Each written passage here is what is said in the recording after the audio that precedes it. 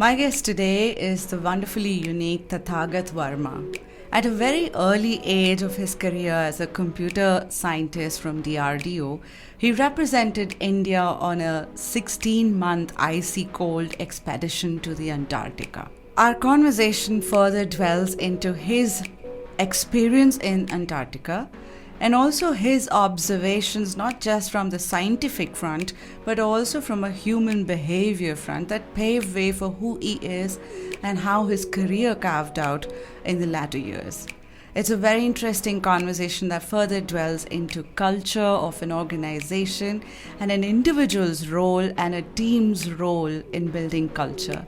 With the mantra of life is what you make it, this conversation with Tathagat was an eye-opener for me because I realized that people carry different worlds in themselves, something I took for granted.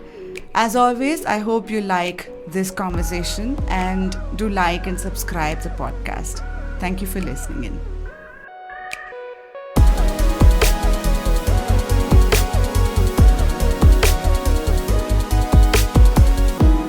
So one of the things I wanted to ask you is Antarctica, right? For me, as a traveler, Antarctica is like this bucket list. Mm-hmm. It's like this luxury bucket list, Yes. right? Like it's like, I don't remember who it was, but this sort of vaguely is in my mind for ages now. Antarctica is, if you were to compare Antarctica, it's like in the literature space, it's like Shakespeare's Wow, work. okay. In the music space, it's like Mozart. Uh-huh. And in the art space, it's like Michelangelo. But it is much more than just the awe factor. It's Yeah. also, in a way, what Earth should have been. Yeah, that's if, right. If Yeah. it is not tamed.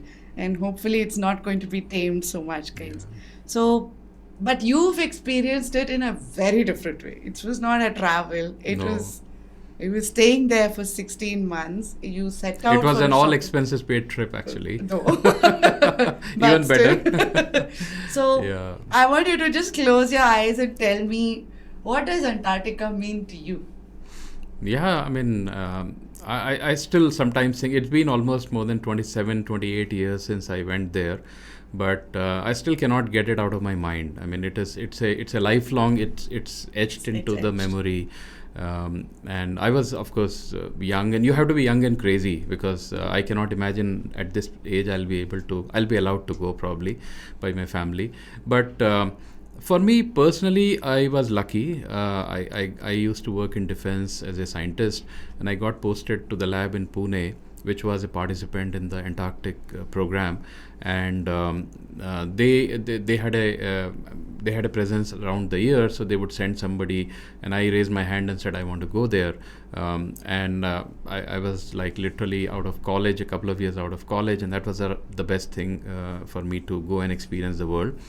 For me personally, it represented a very different kind of things at multiple levels. Mm-hmm. One is obviously the whole nature of experimentation, and I love being experimental, learning about new things. And I said, hey, this is like the world's biggest laboratory, natural laboratory, where you can see so many things there.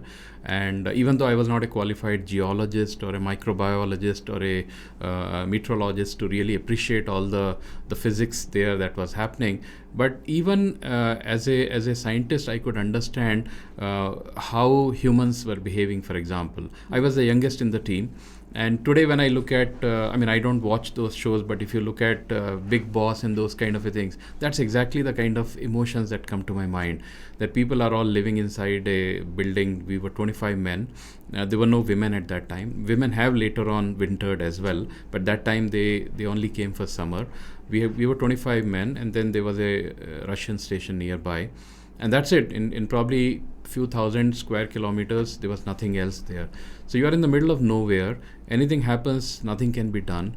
During the winter time, nobody can come in and help you. You have to be on your own. And more than the physical challenges of living in a minus 30, minus 40, it was really psychologically important for you to be able to handle the stress. And the stress of living away from your family, the stress of living in a place where there's no way you can come back. Even if it's not like, okay, let me take a U-turn and come back. That's not an option there.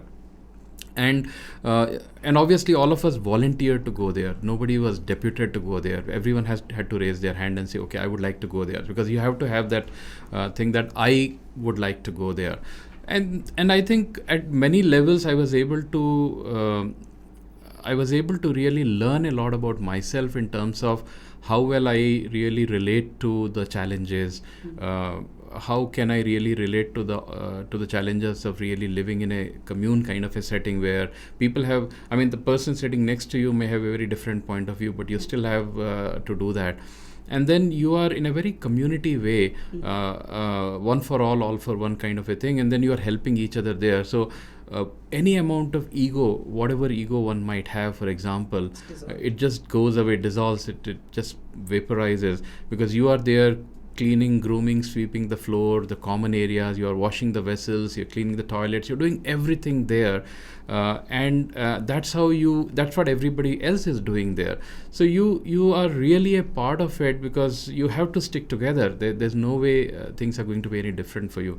So I think at multiple levels it really gave me a very new dimension of my own personality, which allowed me to really learn a lot about myself. How did you change, like Tathagat before the Antarctica to Tathagat after? What's that big personal transformation you went through? Yeah, I never thought of it that way, but I think if there is one or two things I have to say, I would say that, like any other young person, we are on, when you are young, you are in your own orbit, right? You are just enjoying life in the way, and you are not really answerable to anyone, and kind of thing. But I think I got more empathy towards people. I got more sense of shared identity. I got more sense of how do you really help each other, and how do you really, like for example, I'll give an example. We had a cook from Navy. Now, I guess in the armed forces, only in the Navy there is a role of a cook.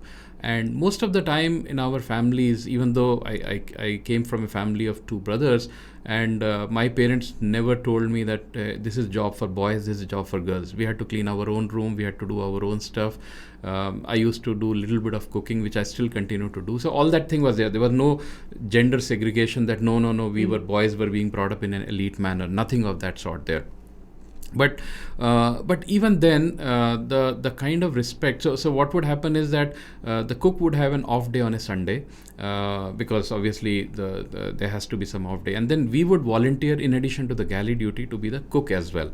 So you had two people would volunteer, and they would have to make the breakfast for 25 people, lunch for 25 people, dinner for 25 people, and you can imagine by the time you are done towards the end of the day, you don't even think that you have a backbone. It's like it's all broken. You've been standing the whole day and doing all that stuff there.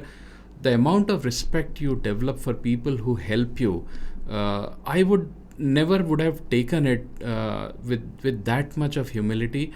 Today I have a much more respect for people who really help you make successful in the game there. And a lot of times we think, oh, you are a senior person, you are a successful entrepreneur, you are a CEO. But it is what we don't see is that there is a group of people who have been helping that individual selflessly to get to that point, and that was the kind of an experience that I think I'll carry for the rest of my life. So one guest, and you talked about Big Boss. I had this guest in the first 7 episodes. One of them was a guy called RJ Prithvi, who was in this Big Boss. Yes. Right? And so he was talking about how this Big Boss is, and you sort of draw an analogy to the Antarctica experience as well. And in one of your blogs, I think you talk about ice and the definition of ice, or the isolation, yes, and the confinement weather, and the environment. Yeah. So he talked about how there are no books. There is no TV, there is no phone, there's no entertainment. You're solo, you've come with the whole baggage of your own personality, and you're living with 12, 15, 12 people. You're doing all the chores like how you're talking about, and you're in that place for like a month plus. Yeah. And there's a masala added in terms of, to trigger you in different ways. Correct, yeah. And that sort of foundationally changes the way you look at things. Yeah. If I draw an analogy, Tathagat, from there to a team, every individual team member comes from different backgrounds. They could be 25, they could be just figuring out what's career like, or they could be 30, having a child, funds for their child's education, or 45, where you've got a child growing up, funds for that, plus older parents, plus your own career. You're coming from different backgrounds. Plus you have the confinement, which is the organization, and the environment, which could be your current ecosystem, your economic conditions, everything. I'm thinking you learned a lot about team and what are fundamentals of team. And I've seen you blog about something like the T-shaped team. Yes. I strongly believe in that. Throw some insights on what are some foundational things you learned from there as a team that you carried forward. Yeah. And how has that evolved? Because things have changed in our ecosystem as well. Correct, yeah. So how has that evolved? Yeah, so no, I think you're right. For me, I've taken a lot of takeaways, and maybe I've not even been able to actually consciously distill them into saying what it is, but it has been subconsciously impacting my thinking processes. For example, as you were talking about the Big Boss, we did have books, we had libraries, we had, but interestingly, it was back in 93 actually, yeah. And we would get only 6 minutes of telephone time every month because the satellite was not really having a good footprint. And I was a young bachelor. I didn't have to worry about it. And in fact, my parents got a telephone also a little later. So I had just one phone call to make.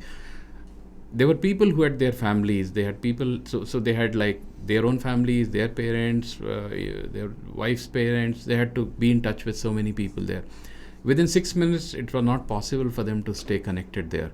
They would we would actually record the conversation for those 6 minutes, and they would listen to them. And sometimes I've seen that you go to somebody's cabin, you knock at them, they open it, it's dark, and they come out and they are like all tearing up, and like because they were listening to their kids or they were listening to their wives, and so that's how people would really behave there.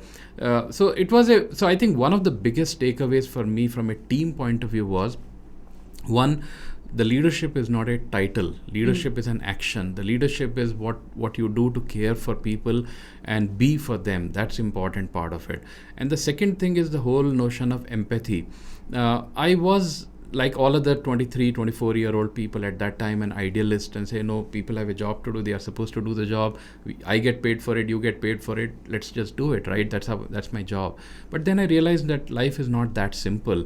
We are all, in some sense, as you rightly said, people have their own confinement. And I think we have mental confinement more important than the physical confinement in some sense, right? Because we are all victims of our mental models in some sense. So as a leader, how do you really bring the best out of people? How do you inspire them and say, hey, come on, let's do it. We can do this kind of a thing, and let's just do that. We were actually the 13th expedition, and whether we believe in unlucky 13 or not, we had our own share of accidents every day, literally. The night that we were supposed to ship in the station, we had a fire in the station. It just like we would have, the whole station would have blown up actually. It was that bad. Luckily, that brought all the station together, and it was a good sense, like we were more alert there for the rest of the year.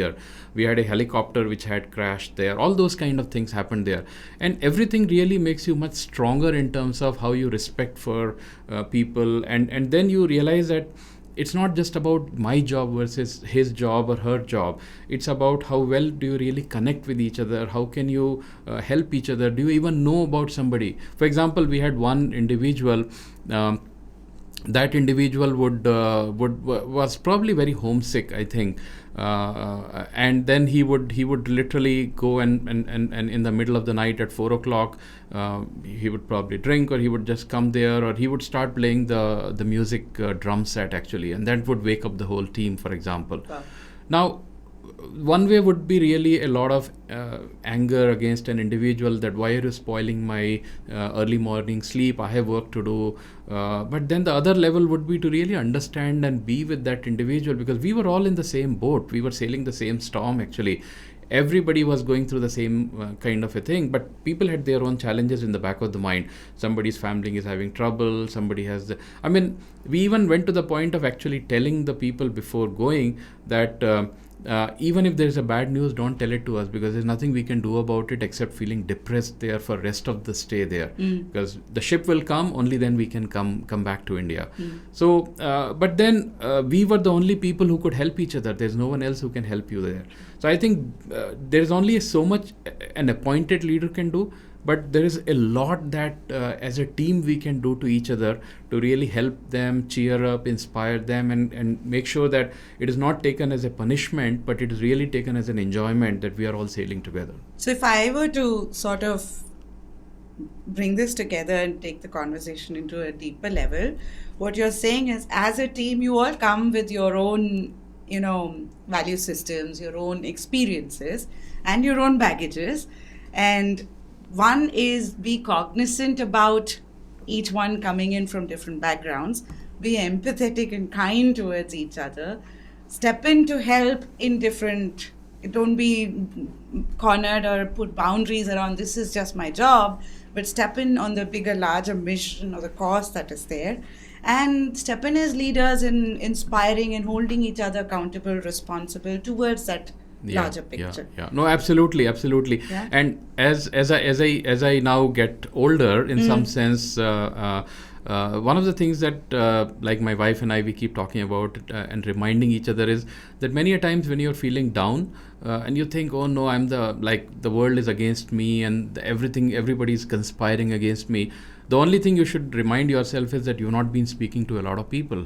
Because when you speak to a lot of people, you realize that there are people who have more unfortunate things going on in their lives there. And that's the kind of a thing I learned there. But it has now come back a full circle, and I'm able to relate to it better, that as a leader in a team, everybody is fighting their own battles. Everybody is fighting their own phantoms. Some are visible, some are invisible. We don't even know what kind of phantoms they are fighting in their minds. And as a leader, it is very unfair if all we say is that, no, you have a job to do, you should get it done. If you are not, like COVID, I think has been a great leveler in that sense, because I think it has affected so many people in so many ways that the only thing, if you have personally not been impacted by it, the only thing that should come to the mind is, well, what can you do for others who have been impacted by that? And for your team, I've last 1.5 years, it's almost like whether it is my manager talking to me or I talking to my manager or anyone, it's almost like, hey, how is it going? How are things with there? And it's perfectly okay for us to really have, and it's not like a fake conversation, it's a genuine conversation, to take interest in people affair and really be there for them and do whatever you can do. And I think that's a good foundation for really enjoying that team and the work that you're doing together. Otherwise, it becomes like a job or a chore, correct. Right? Yeah. Otherwise, it just becomes a very administrative thing that you are just checklisting the whole thing and saying check, and it's done there. Whereas it's not about it. I think to me, if I have to kind of summarize that, the whole value of people, the whole value of relationships, the whole value of connecting with people came very strongly in a place like Antarctica, because out there you are in front of, you are so tiny in front of the mother nature. You see this whole continent, it's like thousands of miles of ice sheet there, and the man cannot even dig more than 4 or 5 feet there because of the permafrost and other things there. So what are we talking about? And then 90% of the world's pure water is there actually, and if we don't protect that, that's the last place on earth where we probably don't have any pollution or anything. So this is the only planet, but that is the only continent where we have anything pure and pristine left there. So we better take care of that. Don't tame it. Leave it as it is. Learn from it, respect it, and take care of that. So I want to go a little more into the team part, Tathagat, and I want to get into the individual, because most of my audience is the mid-career or the career guys, the individual contributors or in a team, right? And what are some things that are really important as one of the team members, um, especially in the current COVID scenario and the future that you're looking at, what are some things that I need to have built within me, whether it is the art of learning or my style of how I work with a team, going beyond my siloed job? What are some things, according to you, that are very crucial that one individual picks up and runs with to be really future ready? Yeah, so I think at an individual level, for me, I'm a big fan of learning. And I think that there cannot be any excuse for anyone in today's world not to learn. Gone are the days when we would compartmental our life and say, okay, now that you are 15, 16, 17, you go for 4 years of college, and after that, you are basically just trying to milk that 4 years of education over 40 years of career. That time is gone. There is this whole very interesting concept of half-life of knowledge, which says that, like radioactivity, your knowledge also decays into half every 4-5 years, let us say. So if I see that my knowledge, what I learned in my master's, is probably reduced to 1% or something, because if I keep doing it. So unless I really learn something, there is no way I can do it. And I think it's even more important for the leaders, because as a leader, what value do you provide when if you have not been training or learning yourself?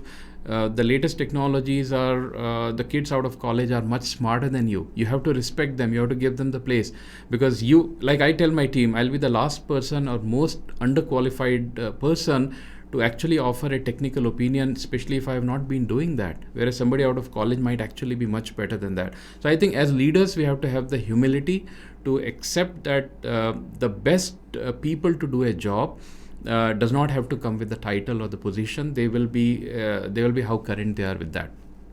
At a team member level, there is one thing I would say, and which I think in my view is even more important in today's time. So back in late 90s, when I was a project manager, I had one team member, and I'll not name him, not because he was not great. He was awesome, but I don't want to kind of embarrass him without asking him. If he ever says he wants to be recognized, then I will do that. But by 4 o'clock or so, he would finish his job. So it's like nothing much to do there. I had a large team, 20 engineers in my team, and by 4 o'clock he is done, or so around that time. And then after that, he would basically just go to everybody in the team, and if he sees somebody and says, "Hey, what's up, man? Why are you looking so low? Oh, you are stuck there. Come, let me help you." Wow. That guy would, without me telling, and without him ever telling me, he would just go every day to everybody, sync up with people, talk to them, offer the help, even stay in the evenings if that's what has to be done. And I used to work for this great company where if you have to come on a weekend or work late nights, you literally had to take your general manager's permission for that. And this was like in 90s. So we were not really expecting people to stay on that late, but then he would actually make it a point to be there for any of the team members who needed that. That was just his nature. I never asked it. When I came to know, I only said, "That's a great job," and really tried to make a big deal out of it and say, "Hey, this is a great behavior." But I can understand that not everybody might be so natural. Some people are simply natural. But I think that behavior, if I have to call out as one thing in today's times, when everybody is hurting in one way or the other, I think that behavior can do wonders to anyone and lift up the morale of the team like nothing else. Because when people are, like when I look at my current team, for example, I was the first employee of my team. Now I've been able to build a team of almost 20 of us. A lot of times I get a lot of accolades for the team, that they have done a wonderful job. And I tell them the same thing. The only thing I have been able to do is really put my filter in terms of hiring them. But the fact that the team has been able to come together is really hats off to them, because they have decided to trust each other. That's something I cannot insist or enforce. I can only it's like you get a good plant. If you don't get a good plant, you either have a bad seed or a bad soil. I can take care of those two things, the bad seed and the bad soil. But the whole thing about them coming together, learning to trust with each other, is something that is not in my direct control. So I'm really extremely appreciative of their trust among each other, and they have decided to work with each other there, and it has nothing to do with me. It is just simply their nature there. So I think those to me are really the qualities I would seek in a team and a team members, how much they care for each other, how much they are really willing to even without being told, even without being asked, even without being expected, even without being paid to do any of that stuff there, how much of that is a very genuine nature for people there. That I think is something that we are not taught simply, but I think in today's times it is like no man is an island, right? No man or a woman for that matter can really succeed on their own.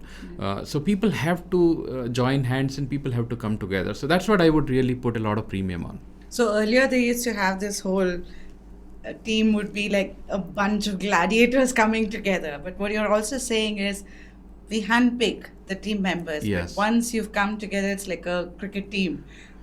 Yeah, no, I think a team right? that cares for each other is something that's a very, very, very. I think it's bigger than the paycheck. It's bigger than anything else. That when you have the trust that others have my back, I think that feeling. And today now we have frameworks to describe that. We are talking about things like psychological safety. I mean, the book by Amy Edmondson is a great book that talks about how the whole concept of psychological safety is so important there. So we are now able to deconstruct that, and we are able to say, okay, what does it really mean? But I think it's a social behavior of human beings to connect with each other, to come together, and maybe that's what our cave dwelling ancestors did there because of all the dangers there, but we are rediscovering that. And I'm always reminded of people, the more high tech, I think it was John Naisbitt's book, their Megatrends, we talked about it. He said the more things get high tech, the more we need to be high touch. And I think this is the truth that's coming out, because we are talking about tech all the time. We are talking about voice assistants, and we are talking about AI and virtual reality and all. But the more we advance towards technology, the more we seem to be coming back to the basic human relationship. Yeah, it all comes down to the behavior, the connections. Right? Correct. And in all this, you've touched on the role of a leader, which is to facilitate, to get the right team, to sow the right seeds. Earlier it was very authoritative in nature, and it was all about power. I think that is again changing a lot drastically into more a servant leadership, a facilitator. Right. Also how you manage upwards and sort of give the air cover for the team that is required. Yeah. Talk to me a little bit about your thoughts on how is that going to change as we get into the future? Yeah, I think the whole idea of servant leadership, even though Robert Greenleaf wrote about it back in 60s, I think his book came out. But I think it's only in the last 10-15 years that we are really beginning to talk about that. Coming from a country like India, where we have seen very strong traditional hierarchy, whether it is in professional life or in the personal social life, it's a very difficult thing for most of us to understand what does it really mean, because we were used to basically being served when you were a leader there, and today as a leader your role is to really serve others and see what can I do for you there. Luckily for us, at least in the IT industry, we have been seeing the signs of change for last some time. I've been really, really lucky to be working in companies in the last 10-15 years where it doesn't matter what you are a VP or a CEO or a founder, a rock star. You get your own coffee, you get your own stuff there. For example, the team is working late. You don't really expect the team to serve you. You ask them, guys, okay, what can we do for you? Can I get pizza for you? Can I do something? If somebody is late in your team, you don't really, you say, okay, you're not feeling well, but can I drop you home? Or something like that. So you're basically putting yourself to the service of the team and really helping them, and your role is there to unblock the things for them, which are probably outside their powers, for example. So you are using your title or position or power or experience or network to essentially unblock the things for them. I think the best leaders are really the servant leaders. They are the leaders who are talking about how can I, their role is really enabling you for success rather than directing you and saying this is one fixed outcome that I'm looking for.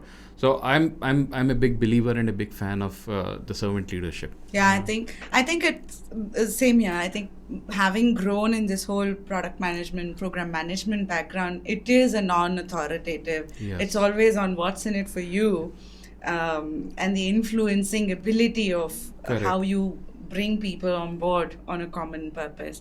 But it is hard to practice as well, isn't it, Tathagat? No, it is. It's not an easy thing for a lot of people. And I'll be very honest, I've seen a lot of leaders struggle with the whole idea of letting go. And I'm sure at some level, I've gone through that myself as a first time leader, maybe about 20 years back.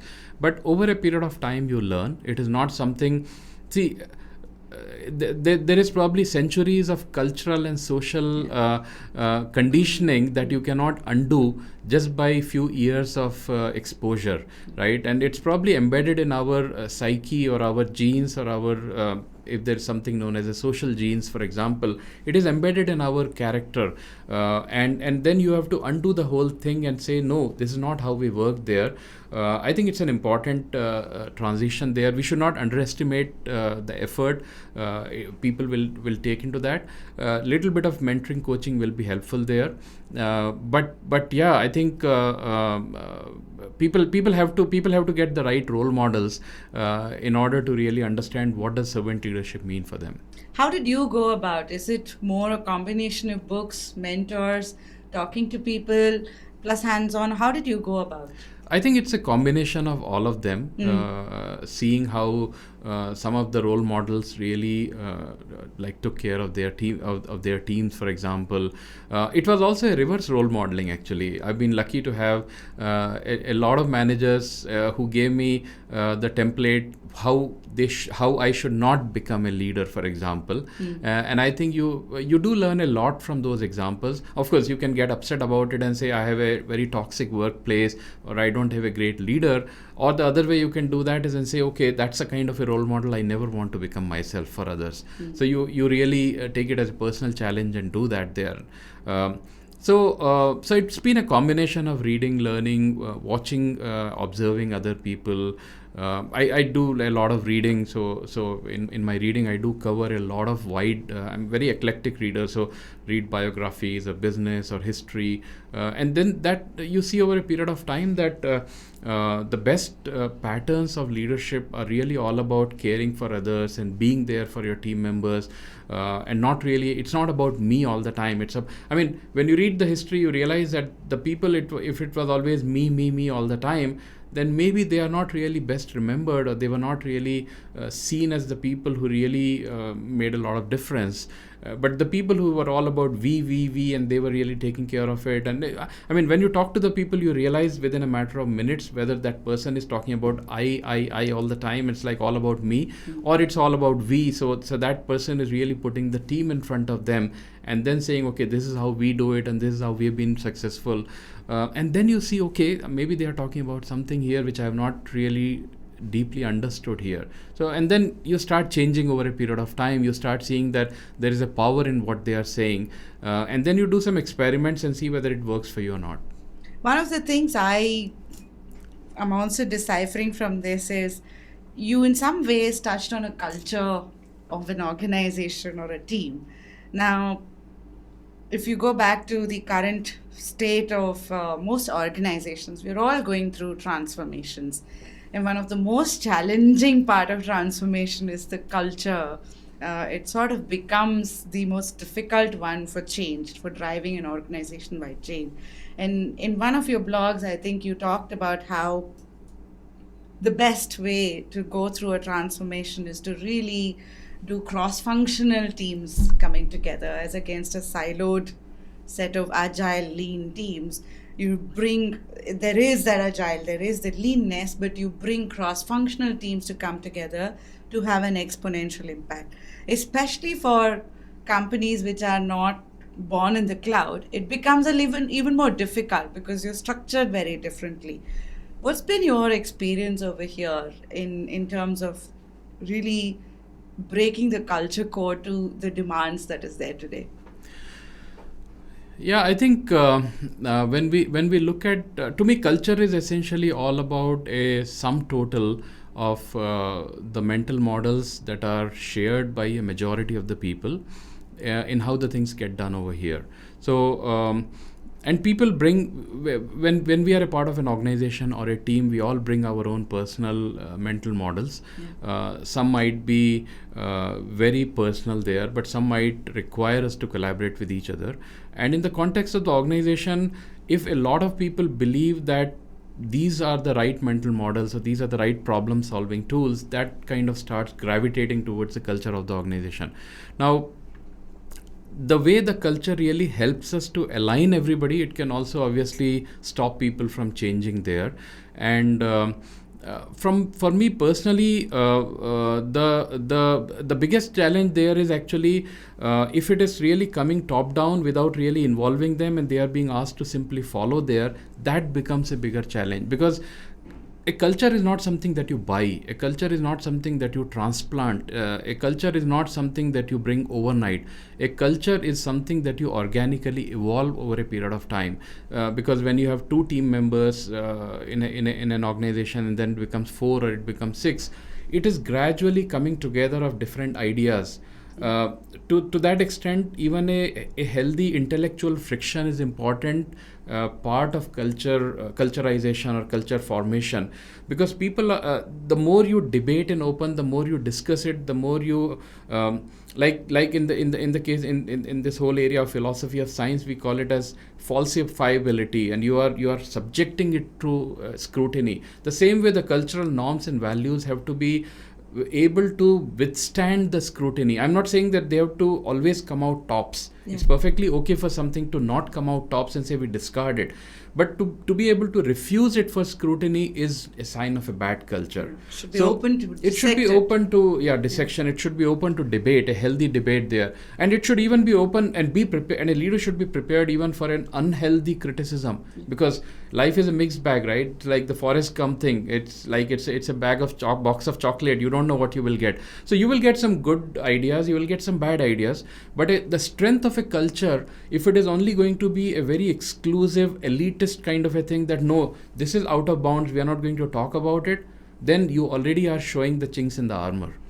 A great culture would be, hey, let's bring it on. It's a dissent, it's a voice of dissent, let's bring it on. It's a disagreement, let's talk about it. It's a rejection of an opinion, okay, let's understand what is it that you would like to do. So that is how the whole culture really gets formed to begin with. Now I am a new leader. I've been chartered to change the culture of the organization.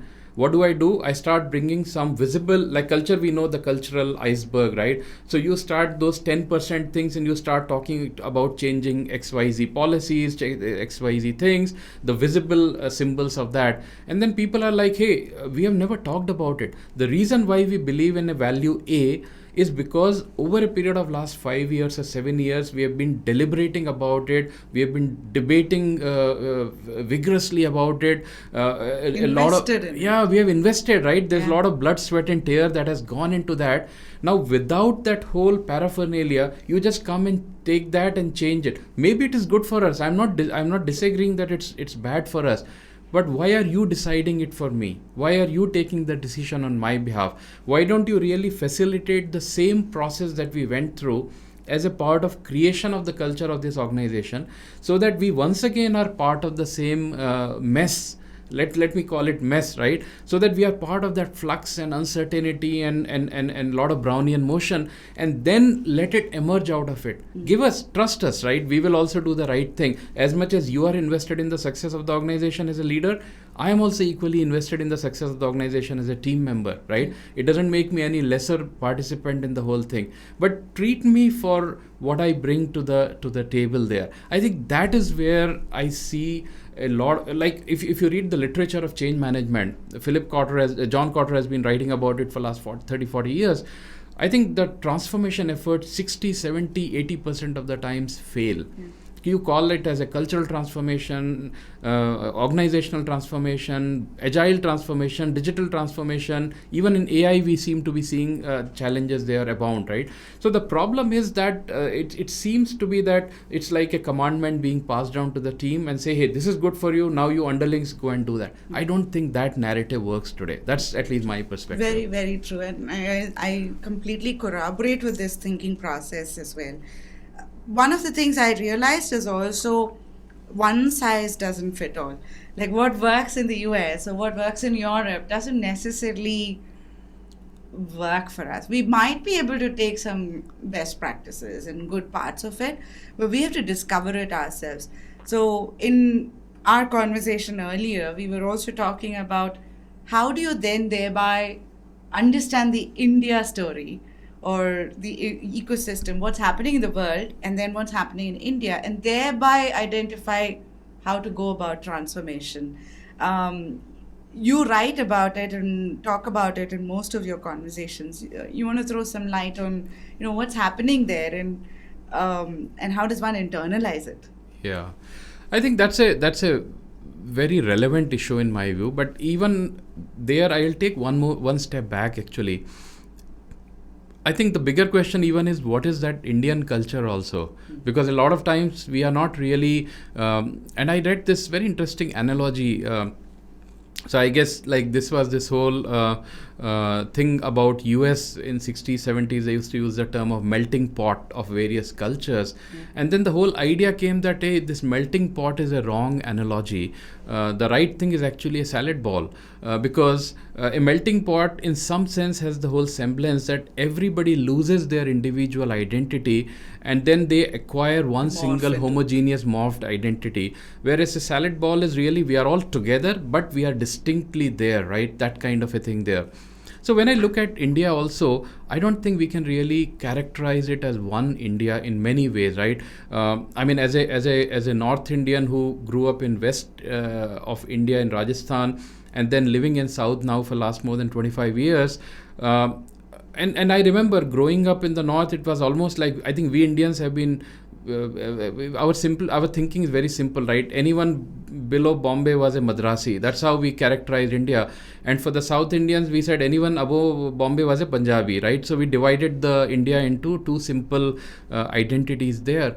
And nobody was really willing to, nobody had lived in those areas, nobody had eaten each other's food, nobody had really kind of like, I'm a part of it, right? That kind of a thing, or this system is a part of me.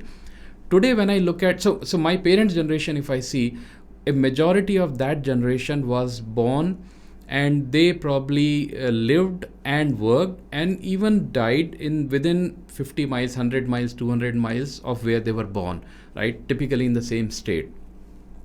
My generation started, in many cases, we were born in one state, we got educated in another state, we worked in third state, and we are probably living somewhere else, or like, for example, lived abroad and that kind of a thing, right? Well, yeah. When I look at my kids' generation, the kids' generation is actually like, my son is born in Bangalore. So he, in fact, cannot even speak Hindi to save his life, for example, right? When he starts speaking Hindi, we say, stop, that kind of a thing. The point is, he has a more shared sense of identity as a Bangalorean than probably as a North Indian. He may not, and then now that he is not even living in India, he is living somewhere else. After a few years, he might have a totally different perspective about it. So I think we are also changing over a period of time. The biggest thing for a change is really to suspend your belief and say that I am in the best position. And when I look at a lot of my friends from old time or others who have got kind of probably within the area, not with any offense or any disrespect, I see that they have a point of view which is very different than my point of view, because I've been willing to subject it to scrutiny and dialogue and say, okay, why does it have to be this way? Why can't we change it? I don't get to see that with the people I work with on a daily basis. I don't get to see with the people I live in the apartment block on a daily basis. They are all coming from different walks of life, different. So that's one way of doing it.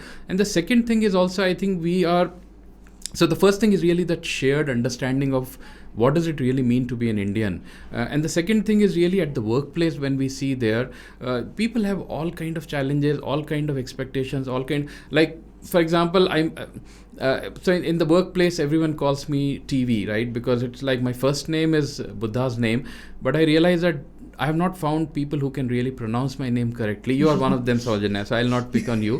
But then, and then, yes, of course, being in South also means that I get that extra H added to the name there. So it gets deformed in many ways, the spelling. And I said, okay, enough. I will just call myself as TV. For the last 30 years, everybody calls me TV. Sometimes my wife and my son also would call me TV. Now, there are youngsters or interns who come and I tell them, first thing, please don't call me sir or anything, just call me TV. Now, we have gone through a culturalization process where kids younger than my kid are joining the industry and they call me by first name. And I actually invite them to do that, for example.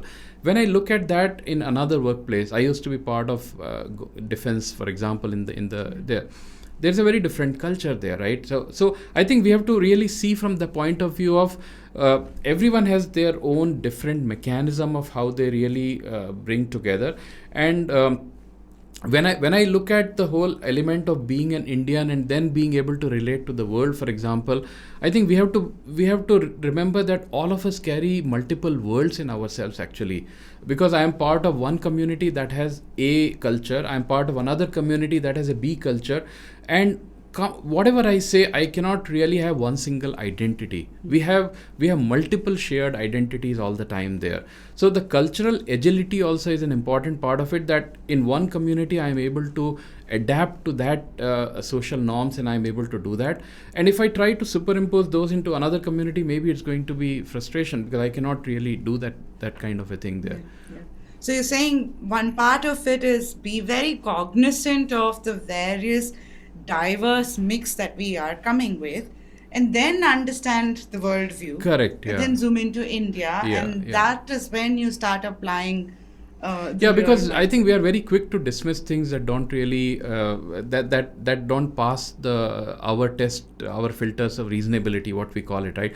Earlier, yesterday also, day before yesterday, we were watching this very nice web series, Emily in Paris. Oh yes. And I think it's a great example of how when people live in another place, they actually get to see the culture and the social values and the norms and the practices at workplace. When you see it from another pair of eyes, it's totally different there, right? So Antarctica was that experience for me, where people there was literally somebody who was probably not even elementary school pass. And there were people who were PhDs, and now how do you really bring them together, right? When I lived in China for a year, it was a great experience for me because I was managing a team of people who had never spoken in English, for example. So a lot of those, and then the lot of those mental models that we have about people. For example, if I go with a very predominantly Western lens and say that you have to have a healthy disagreement, or you have to have a lot of dialogue, and people have to talk to each other and one-on-one. Well, the Asian culture was very different, for example. Nobody would speak up there, for example. And you have to find a different way to kind of reach out and connect with the people there. So I think, if anything, the biggest thing in our today's world is that we have to change ourselves before we ever decide to change the world. That's, I think, the biggest thing to me. Yeah, and I think one of the blogs I had written and is around, you need to step out of your home country or your home. Like if it's Bangalore, you've just grown only in Bangalore, step out of it, go live somewhere, because that really opens your mind to a whole bunch of things about yourself. Yes. As well as your understanding of the world. Correct. And I think you've been crazy enough to take that plunge at 25. And then you continue to do that, isn't it? Yeah, no, I think that's how we learn. That's how we really, like, my lens of learning is that you learn only when the expectation and the reality have a mismatch. Yes. If your expectation was X and the reality also turned out to be X, you didn't learn anything. You were in an echo chamber, right? But if you expected X and then the reality was Y, then there is a learning. Something should get in your mind and say, oh, why did that happen there? So when you talk to the people and you start talking about things and say, okay, I would not do this, but then that individual is not you. So then you start saying, okay, what is it that is driving them? What is on their mind? But then the more you see the differences, the more you also start seeing that at some fundamental level, we are all human beings. We all have our vulnerabilities. We all have our insecurities. We all, it doesn't matter whether you are you were somebody who was born with a silver spoon, whether you were living in New York City, whether you were living in Shanghai, or whether you were living in Timbuktu. Everybody is a human being at the end of the day. Everyone is going through a lot of fights in their life there.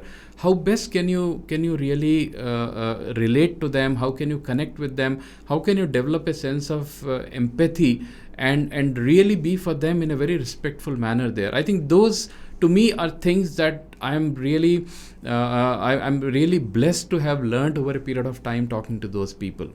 One other thing that I also see is about fitting in, or trying to fit in this process, right? Because you always have this constant urge, okay, now I've understood this culture, now I need to fit in. Do you attempt to fit in or create your own identity? Where is the balance? Yeah, so I am a quote unquote a classical rebel in that sense.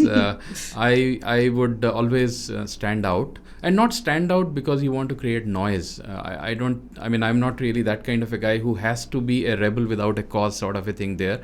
I have to stand out because for me, being able to blindly follow a certain thing as a religion is not an acceptable idea.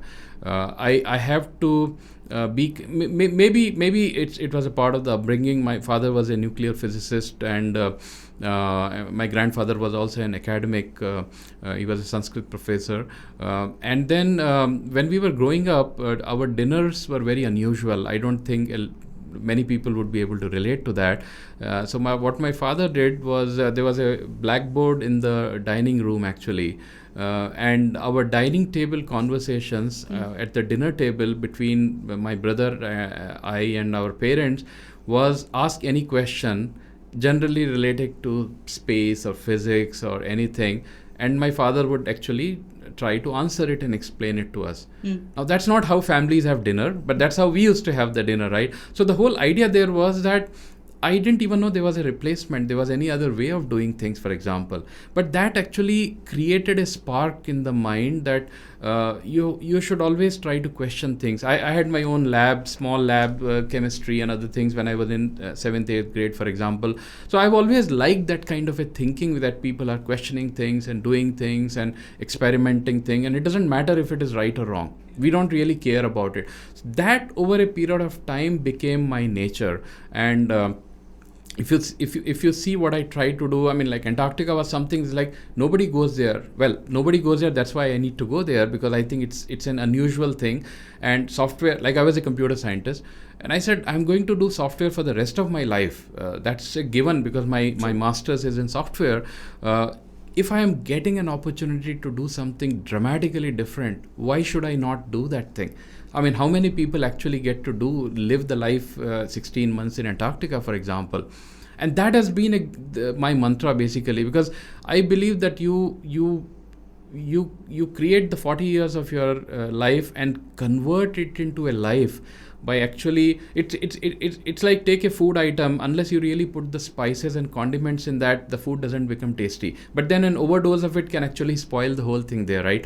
The best fine dining will be created by actually a controlled way in which you are putting the whole thing at the right time there. So to me, it is all about really creating and bringing those exotic experiences of really, okay, I did something which like I can't even understand or explain why I did that, but then it really gave me a very new dimension to thinking, for example. And this whole idea of doing PhD now after being in the workforce for 30 years is that, hey, I think I need to now grow my thinking system into the next level, where I'm not just solving the problems, but I'm even questioning the very nature of a problem itself and saying, why is this question at all there? Forget about what the solution should be, but why should even being able to think of the right problem is an important part of the learning, which is what I'm now learning as a research scholar. And I think maybe there's a right timing for everything to do that, but I personally believe that that is the kind of a rebel that I would like to be. It doesn't matter if I fail or succeed. I'm not really much focused about the success part of that. I'm more focused about the fact that, have you tried to do something different? Have you tried to do something new? And then rather than really seeking the safety and saying that this is it, and then you cannot change anything types. Makes sense. I want to go back to your 7 and 8 years old chemistry lab. I used to make bombs at home. Wow, okay. So I had this, I love chemistry even now. I love chemistry, the art of how an alkaline and acid creates new things is beautiful for me.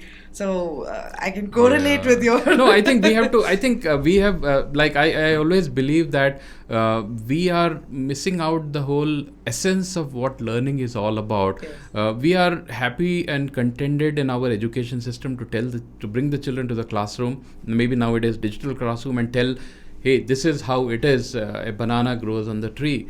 Now, for example, I was just thinking the other day, take an apple or a banana. I mean, how many kids can actually say that, you know what, I had this crazy question, what will happen if I freeze the banana in a refrigerator?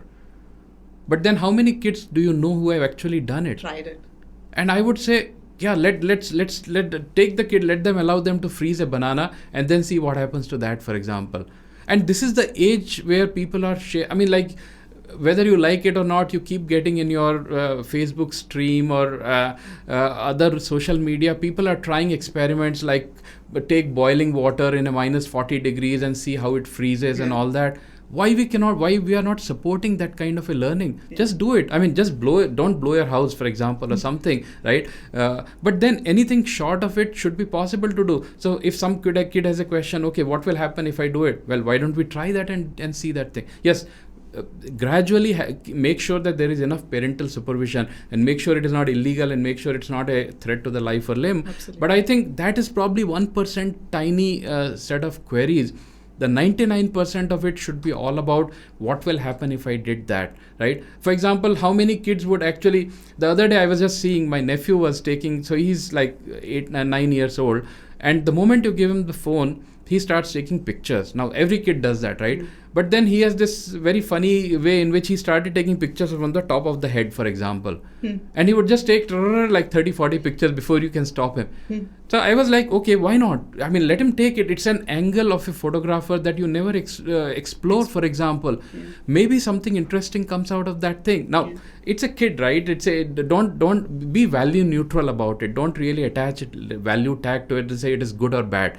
But just let that whole spirit of exploration and just inquiry, let it be a very innocuous inquiry and just let it be there. And I think as parents, as teachers, as managers, we should simply support that thing and see what comes out of it. And if nothing comes out of it, that's perfectly okay. It's worth a try. And you say, what did you learn out of the whole thing there? And I'm sure there is something meaningful in everything. There's nothing like a failure. The only failure is not trying. So that's how I think it is. And that's how you drive innovation as well, right? Like just a conversation, then let's give it a try, let's build something and see. It might fail, it's okay, but then from that process you actually learn something. And I think this is important not only from I mean, to me there is a deeper meaning hidden in that, because we have become a culture of compliance. We have become a country of people who are very happy to comply with things as they are told to them. And while we have made a lot of strides in the last 30-40 years in terms of building a fantastic high-tech industry, and we are serving the world and whatnot, but let's be honest about it. How many products really, how many 1.0s are coming out of it? How many products that are life-changing, world-changing that are coming out of the whole from here, right? I think we need to have that spirit of innovation. We need to have the spirit of experimentation. And before that, the social norms of judging what is right, what is wrong have to change there. The social norms of judging what is a success and what is a failure have to change there. And that can only change when we are growing a next generation without giving them a chance to think about whether it is the right thing to do or not. Because if that becomes a part of the whole thing, they will never think about saying, why should I follow the rules or why should I not do that thing? It's okay. I mean, worst comes to worst, you're just going to dump something which is worth 20 rupees, 500 rupees, 1,000 rupees. But if you're not even willing to do that today, how are you going to take tomorrow a leap of faith, which might be $1 million idea, because you are so scared of it because you have never really taken that kind of a risk, even with 1,000 rupee idea there. Yeah. So I think that to me is really how you build the whole runway to that future. Absolutely. Tathagat, now I have a bunch of, these are called rapid fire questions, but then it's not really I hope it's not that dangerous. So the best investment you've made on yourself?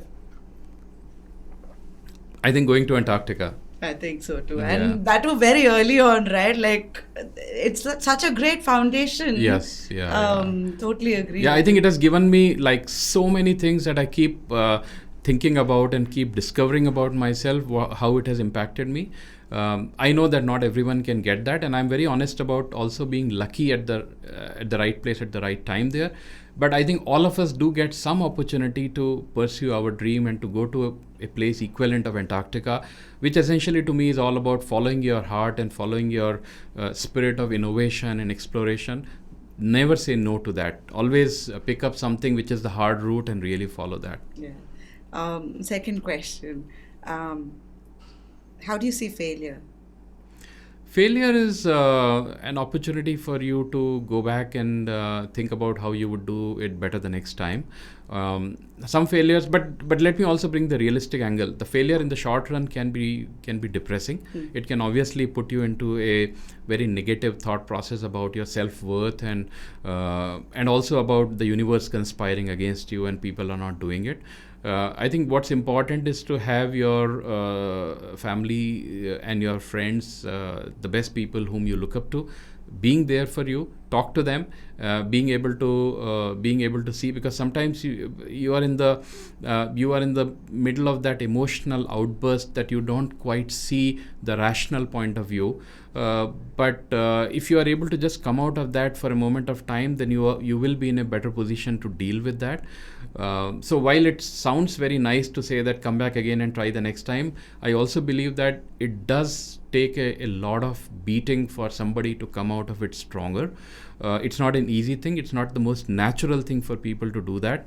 And that's why when everything is going fine, invest enough in paying to people, invest enough in building your bridges proactively, invest enough in depositing goodwill with people, so that if and when you have a failure, you are able to dip into that once in a while, and people connect, people are willing to help you. Because I mean, failure is the best thing that can happen to you if you want to lose your friends and family, right? People just abandon you like nobody's business there. And at that point in time, if you reach out to people, I see a lot of times my old colleagues or friends or acquaintances, they come to me because something bad has happened to them. They lost their job or something happened. And at that point in time, they reach out. And sometimes I feel like, how come after 10 years, all of a sudden, the only time you have really decided to call upon me is when things were going bad? Now, of course, I'm not saying I'm not going to rub salt into injury. I try to do whatever I can do, but I always think about it that going through a failure is inevitable for anyone. And it is inevitable for anyone, especially if they are a rebel like me. For example, everything has to be 0 to 1. You will undergo failure. There is no value judgment in failure anymore. What is important is that when things are not that bad, you are giving enough reason and you are reaching out to people and helping them as much as they can, so that when you are feeling low and down, others are there to hold you up. That's, I think, an important part which people don't realize all the time. Has there been a best failure for you? See, I'm actually consciously choosing the word best. Best failure probably is yet to come, I would say. Best failure is yet to come. But then, I mean, so far, if I see I did my own gig for 3 years. I won't call it as a failure, but it was a great learning experience for me when I was able to step off the treadmill for 3 years, away from the addiction of a paycheck, and being able to say, okay, I'm going to carve out my own niche because I believe in that thing, and I really enjoyed that journey. Even though it was 3 years, I enjoyed the whole thing there. So if there is only one point synonym for failure, if I have to use, which I will use as learning, then there were tremendous amount of learnings for me in that. Very nice. And your relationship with money? Relationship with money is something that I see. Money is something that I see that allows you to pursue things that you care about. To me, money is something where I would love to have enough money in the bank that I can forget about earning it anymore, and I can really pursue whatever I would like to pursue there. So it's not like an addiction, but I also want to be realist in saying that it doesn't matter to me is not the right thing. I have not seen that much money that I can say that it doesn't matter to me. But then it's not about saying that I should have one more zero behind it or two more zeros behind it. I'm not really that. I do believe that the passion or the inner calling of my life is all about seeking knowledge and exploring ideas and building things there. And I would like to have enough so that I don't have to worry about it and take care of my and my family's need. So that is the amount of things that I would love to have there, which allows me to not worry about it and just follow my passion fearlessly. One word to describe this conversation. Interesting. You put me in a spot, actually. I think whatever I thought you will ask me is like totally different. But no, glad I had to be very innovative and creative and thinking about it. I hope the listeners enjoy that as well. I'm sure. But it was enjoyable. Thanks, Aujanya. Thanks for the opportunity. Thank you so much. Thank you so much, Tathagat. Thank you. Wonderful.